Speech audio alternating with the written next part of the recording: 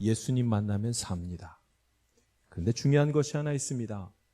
예수님을 만났을 때에 인간이, 우리가, 내가 해야 될 한 가지 일이 있습니다. 그것은 예수님이 오실 때 거부하면 안 됩니다.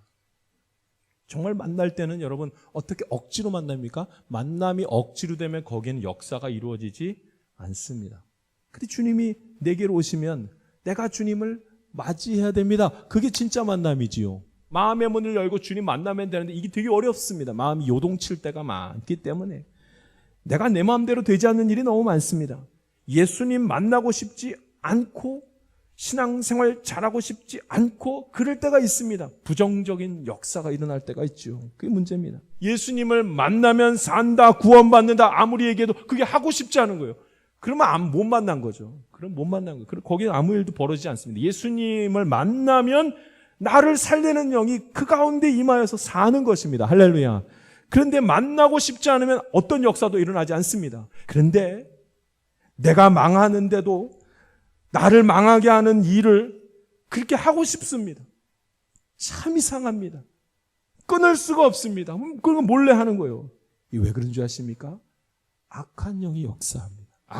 마음에서 악한 영이 역사하기 시작하면 매일매일 순간순간 예배 드리는 이 자리에도 나를 죽이려는 역사가 나타나는 거예요. 아무리 옳은 일을 하려고 해도 아무리 사랑하는 사람에게라 할지라도 혈기는 안 됩니다. 혈기를 부리는 것은 귀신의 역사가 시작되었다는 뜻이기 때문에 혈기 부리는 건 안 됩니다.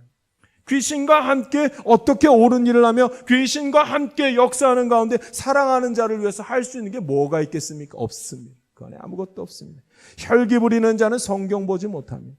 혈기 부리는 자는 예배 드리지도 못합니다. 혈기 부리는 자는 기도가 도대체가 되지 않습니다. 귀신은 자신이 망하게 되는 때를 이미 알고 있습니다. 하나님이 예수님을 통하여 이 땅을 하나님 나라로 다시 새롭게 하실 그때가 언제인지 귀신은 알고 있습니다.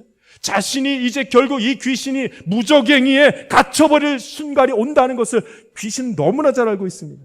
귀신이 다 알아요.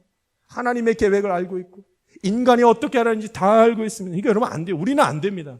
인간이 귀신을 이길 귀신의 역사를 감당할 수가 없습니다. 예수님을 만났는데 예수님이 행하시는 것을 보았는데 근데 예수님을 잘못 알면 근데 예수님을 마음에 모시지 못하고 정말 만나지 못하면 그 다음에 벌어진 일이 뭐냐면 예수님을 큰 귀신으로 착각하는 거예요.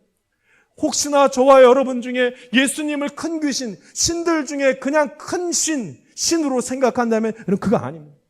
신은 한 분, 예수 그리스도 하나님 한 분밖에 없는 줄 믿습니다. 그래야지 예수님을 받아들입니다. 우리가 이미 예수님 만났습니다. 그 증거가 있습니다. 여기서 예배드리는 자는 예수님 만난 사람들입니다. 그러지 않고는 예배드릴 수 없습니다. 귀신의 역사가 강력하거든요. 우리가 이 자리에 함께 예배드릴 수 있는 건 예수 그리스도에 의해서 예수 그리스도를 말미암아 함께 예배드리는 겁니다. 이거 은혜입니다.